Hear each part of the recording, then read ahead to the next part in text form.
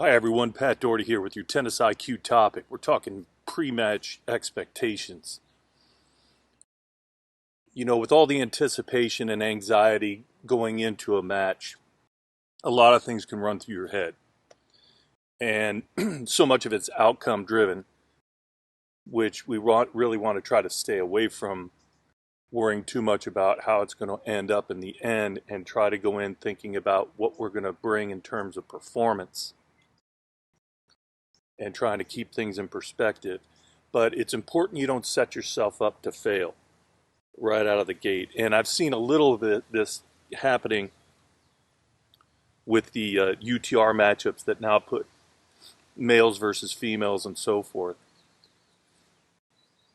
Oftentimes, you can just see it in the expressions and the attitude and the nervous anxiety in the face of a boy who's matched up against a girl of equal level around his same age.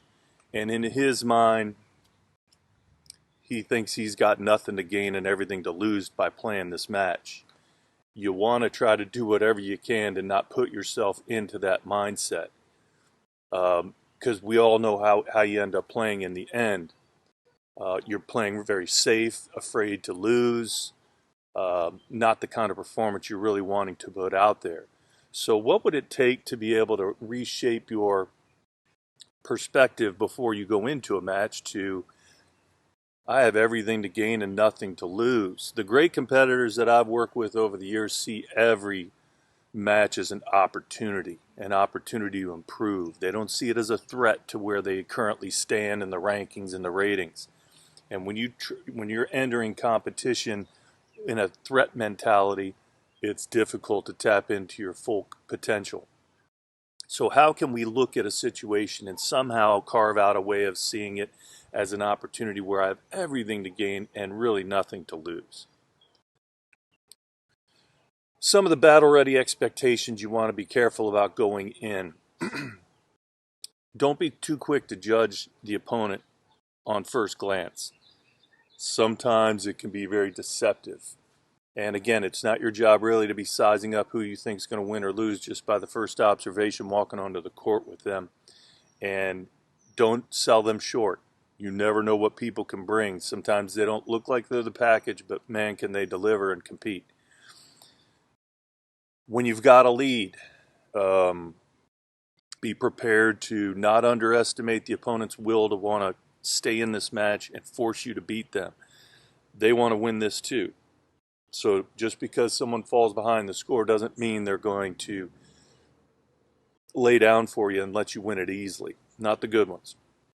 So try not to let yourself slip into that thinking too, that I can just get in cruise control because I've got a lead and it should take me right on to victory.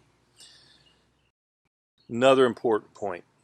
Don't go in expecting a match to be easy. Sometimes this happens when we play the same player a few times and maybe the previous matches were easy, and then you think, okay, I'm just going to go blow this guy out. Or a friend tells you, oh, you'll kill him 0-0 today. That's probably the worst setup that you can go in mentally into a match with. Because if that turns into anything of a battle, you're mentally not prepared to deal with it the way you should be. But remember, a match is built one point at a time. That's how you have to handle it. The best you can do in the moment is take care of business on the point you're about to play. Let go of the past. Don't focus ahead of the next point to the future. And just go in prepared, fully invested, ready to compete for that point. And repeat, repeat, repeat. And that's how you get to the finish line. Finally, you can't expect your opponents to always be able to, or be there and be fair with you. There are going to be some bad calls, but it has more to do with how you react to things, guys, not necessarily whether the call was right or wrong. But if you convince yourself early on in a match you're playing against an outright cheater, and if that doesn't go on to help you play better in that match, you're probably better off not coming to that conclusion any sooner than you can afford to. So give players the benefit of the doubt, but if you definitely sense that something might be going down that isn't quite right and it's an official tournament, don't hesitate to reach out to the officials. That's why they're there. So, a couple game plan objectives. Be committed to winning every point you play. Try to build consistency into a purposeful part of your game plan. Don't expect it to show up if you're out taking high-risk, aggressive attempts at shots left and right and expect them all to go in. So you have to embrace margin of error.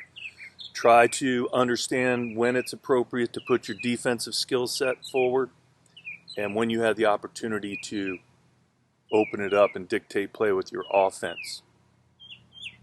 As long as you're making your opponents earn what they get, meaning they're coming up with winners or they're forcing the errors out of you, your game plan's probably on track the best you can do at that given time. It's the unearned stuff, the unforced errors that you're handing points over to the opponent that you got to be a little bit more stingy with, I guess I could say. So build a game plan. There's no guarantees. You just got to come out with the better half of it. There's no guarantees you're going to win every point. Doesn't mean your game plan's failing. Just means that your opponent's coming up with the goods. And when you sense you're giving away too much, be willing to adjust the way you're playing. If you're not playing better than they are today and that was your game plan A, then you can always choose the way you're playing, get away from that whole way you're striking the ball to create a lot more difficulty for their game so that they start playing worse than you. So these are some things you want to kind of keep in mind as you shape your expectations going into a match. Good luck with all that.